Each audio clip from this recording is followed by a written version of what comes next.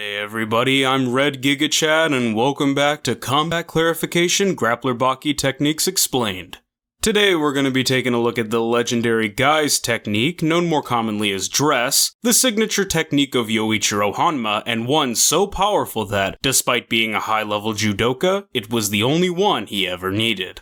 Special shout out and thank you to Red Lotus, they're the reason you're getting this video today. Thanks for the support, dude. So, in the spirit of both Guise being such a Gigachad technique and Yuichiro being such a Gigachad character, today's explanation will be done by myself, Red Gigachad, rather than Red Fox. Alright, so first, let's take a second to look at an overview of how we'll be tackling this awesome technique's explanation.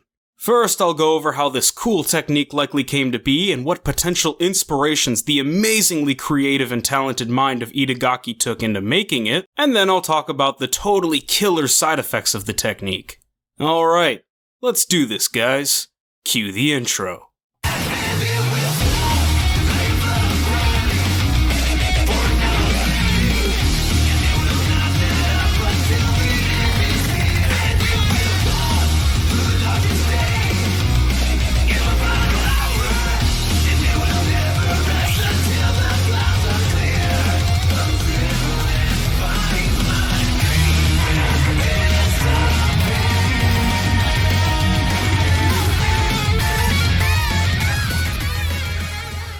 So, as far as I can see, there's no one particular technique in real life that's anything like Guise, but I could totally be wrong, and if I am, let me know in the comments down below and share your wealth of knowledge.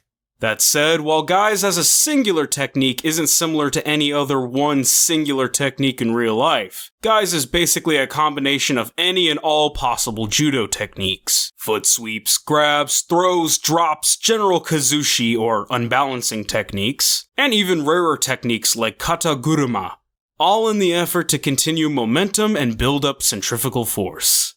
Now typically, judoka aren't versed on the use of nunchucks, though if you are or know a judoka that can use nunchucks, that's totally awesome. But weapon training isn't normally a part of the general judo curriculum, so if you don't know how to, that's cool too. I said that because while you'd need Gigachad's strength to use the Guise move practically, I could definitely see the benefits of using nunchucks for judo training. You're sharpening your hand-eye coordination skills and your ability to successfully get a hold of your opponent. You're developing skills to perform unorthodox kazushi, and even throws to some degree, just a bunch of really great stuff. As for why you'd even bother using this technique in the first place rather than just using a powerful throw like Oliva, let's talk about something I mentioned not too long ago: momentum and centrifugal force. According to the Oxford Dictionary, momentum is a physics term used to describe the quantity of motion of a moving body, measured as a product of its mass and velocity. Oxford defines centrifugal force as an apparent force that acts outward on a body moving around a center, arising from the body's inertia. And finally, just for clarification's sake, inertia is a property of matter by which it continues its existing state of rest or uniform motion in a straight line, unless that state is changed by an external force. Most people, myself included, don't understand science as a process as much as they understand the results. So what are the results of all those terms I just used? So we can basically boil momentum down to mass times velocity, or how much space something takes up, kind of like something's weight, and how fast something is moving. The more something weighs or the faster it's moving, the higher the momentum. The higher the momentum, the easier it is to move something. The easier it is to move something, the faster the speed builds, and so on. This phenomenon is colloquially known as building momentum. Now, why would Yuichiro want to build momentum?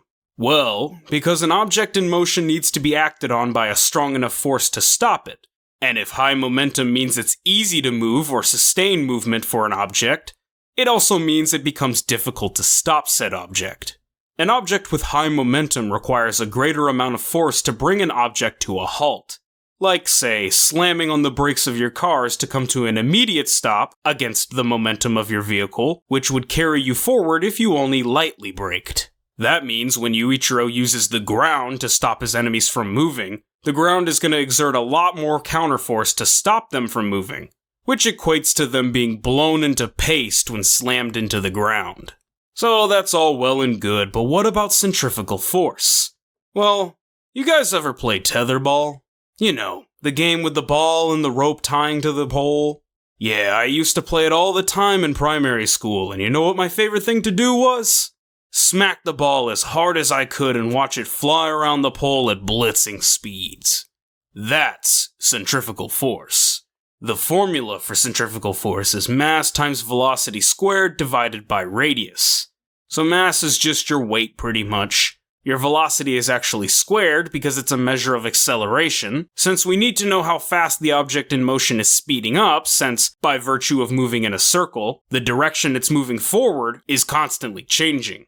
And we divide all that by the radius, as the farther the object is from the center, the longer a trip it's gotta make a revolution, which allows for more time for the momentum and speed of the object to peter out. With Yuichiro rotating a person around his body continuously, the mass is high, a human body, the velocity is high, the speed is squared, the radius is small, just the size of Yuichiro's torso, which is Gigachadly and big, but a small distance to travel relatively speaking. The momentum is increasing, the centrifugal force is building as momentum increases the person's speed, and each time Yuichiro grabs a part of the person's body and nunchuck rotates them, the general force is building and building.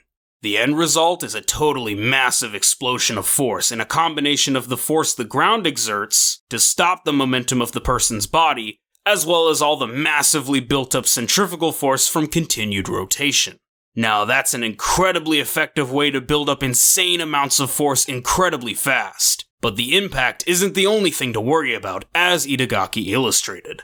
While in motion, G-force, or a measurement of the type of force per unit mass, typically acceleration, that causes a perception of weight, begins to affect you, and you can experience either a red out, like Baki did, a gray out, or a blackout.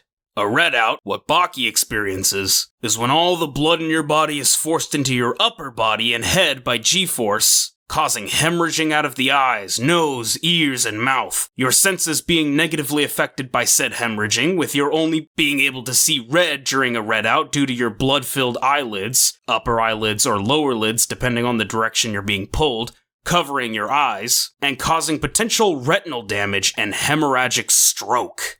In short, this technique is insane.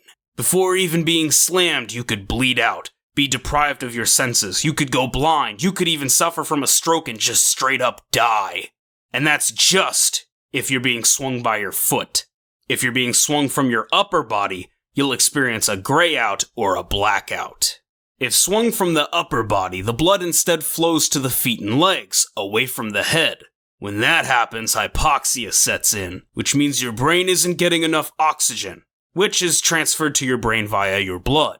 With hypoxia, your visual equity is affected and light and color is dimmed and grayed. You also experience a nearly total loss of peripheral vision. Finally, once your brain has decided that it is no longer receiving enough oxygen from your blood to sustain functioning, it just turns off. You faint. And that's a blackout. Alright, that's pretty much it for Guise. Thanks for watching, guys. Remember, you guys make this channel. Yeah, it's me talking about what I want to talk about, but it's me talking to you guys about something we all love and are passionate about. I appreciate you all, and a special thanks to those 500 Gigachads that took the dive and subscribed to the channel. Because of you, our community will continue to grow and we'll be able to amass all the awesome, best people in the world together on this channel. No assigned reading for this episode, just Google the stuff I mentioned like red out, gray out, and blackout effects and read up on them, as well as momentum, centrifugal force, and general physics, maybe some judo as well for the practical martial side of things. So, unfortunately, we failed to hit our like goal for the last episode of Grappler Baki Techniques Explained for the Cockroach Tackle video, but let's see if we can get 30 likes on this video within the first 2 weeks of it being out. If you guys do that, I'll know you guys want more ASAP. If not, I'll take that as a sign that I'm okay to work on other projects, and I'll circle back around to Grappler Baki Techniques Explained at a later date. The next episode will be covering the cord cut technique of Kosho Shinogi, where I'll be explaining how it works, what effect it would have, and how feasible it would be in real life. So be on the lookout and consider subscribing to the channel to stay up to date and hitting that notification bell to know when that drops. Anyway, I've been Red Gigachad, the alternate personality of Red Fox and the soldier that can control the YouTube around him, and this has been Combat Clarification Grappler Baki Techniques Explained. Thank you all so much for watching. Peace.